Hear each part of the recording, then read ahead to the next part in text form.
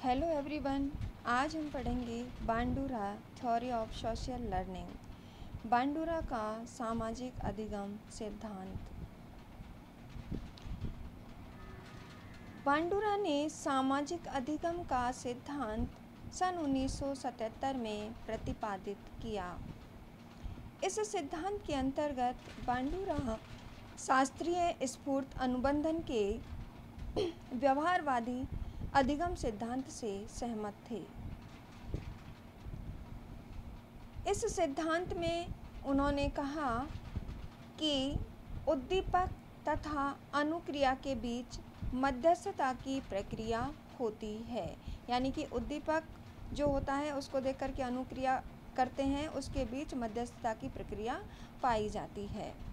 साथ ही उन्होंने कहा कि व्यवहार या आचरण को परिवेश में रखकर सीखा जाता है, जो प्रेक्षणात्मक अधिगम के अंतर्गत संपन्न होता है।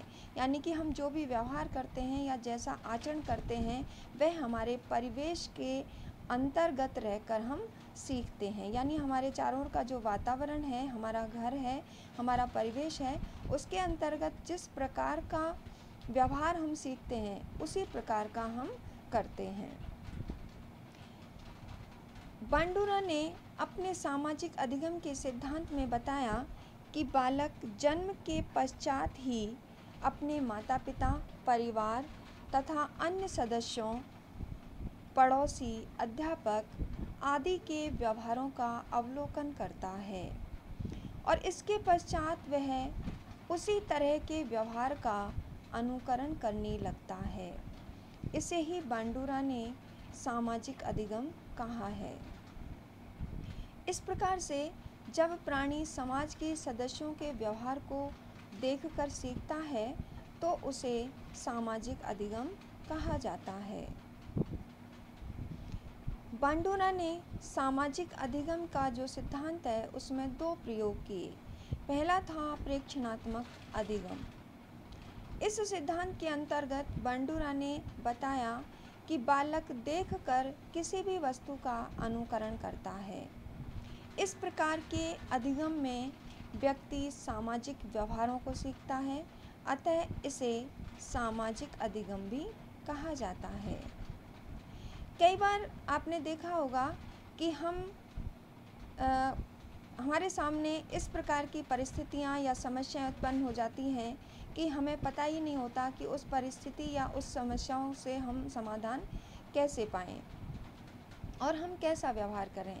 ऐसी परिस्थिति या समस्या आने पर हम क्या करते हैं कि उस परिस्थिति में जो दूसरे लोग व्यवहार करते हैं हम उनके व्यवहारों का प्रेक्षण करते हैं, यानी हम उनको देखते हैं कि उन्होंने जैसा व्यवहार किया था वैसा ही हम भी करें और उनकी तरह व्यवहार करते हैं। और सामान्यतः इस प्रकार के अधिगम को मॉडलिंग कहा जाता है।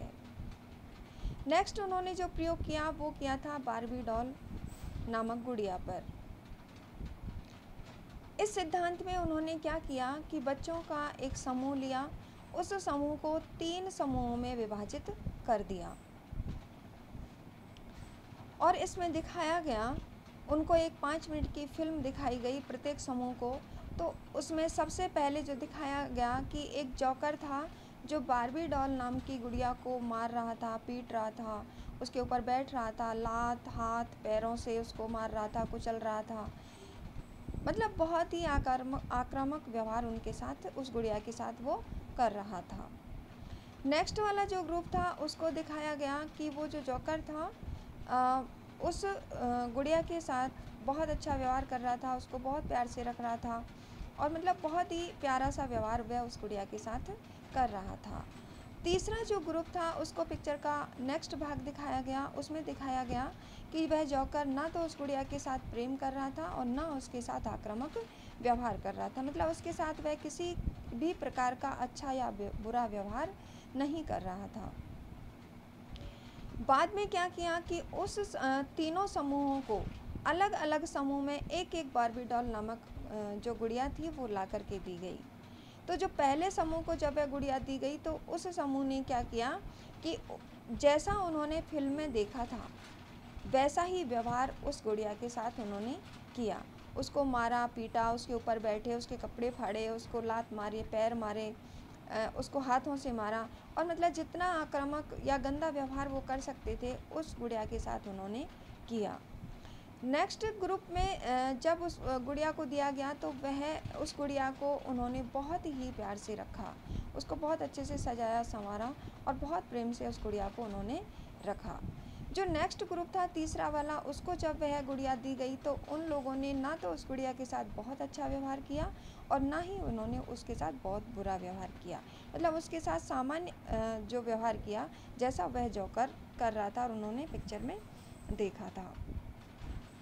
इस सिद्धांत से निकल कर के आया कि जैसा हम देखते हैं या जैसा बच्चा देखता है वैसा ही वह सीखता है, यानी कि अनुकरण के द्वारा या प्रेक्षणात्मक अधिगम के द्वारा वो सीखता है। बांडुरा ने इस अधिगम के 4 सोपान बताए हैं। इसमें उन्होंने कहा है कि पहले जो बालक होता है वह व्यवहार को जानता है या समझता है, यानी कि पहले वह व्यवहार का अवधान करता है, यानी कि निरीक्षण करता है कि जैसा कैसे उसको सीखना है।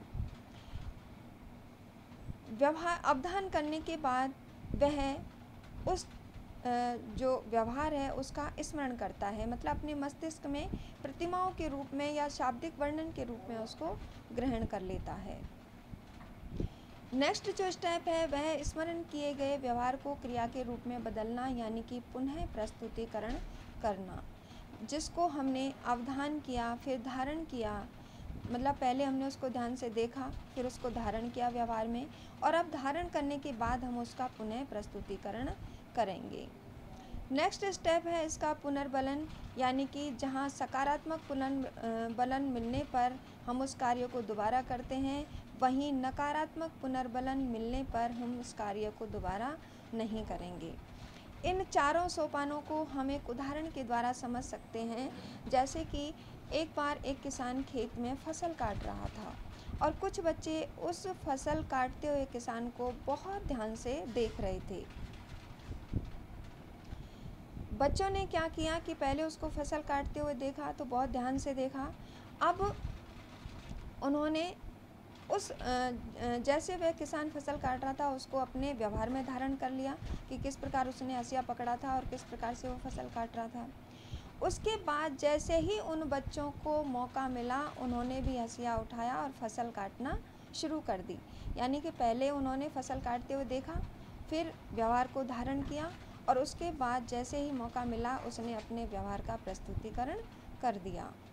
अब जब फसल काटते हुए उनको सकारात्मक पुनर्बलन मिलता है, यानी कि वो फसल अच्छे से काट लेते हैं बिना हाथ पैरों को काटे, तो वह उस कार्य को बार बार करेंगे। और यदि उनको नकारात्मक पुनर्बलन यानी हंसिया से फसल काटते हुए उनका हाथ कट गया तो वह उस कार्य को दोबारा नहीं करेंगे, यानी कि उस व्यवहार को दोबारा नहीं करेंगे। तात्पर्य यह है कि दूसरों के व्यवहार को देखकर सीखना ही सामाजिक अधिगम कहलाता है और जिसको देखकर बालक व्यवहार करना सीखता है उसे प्रतिमान कहते हैं। Thank you.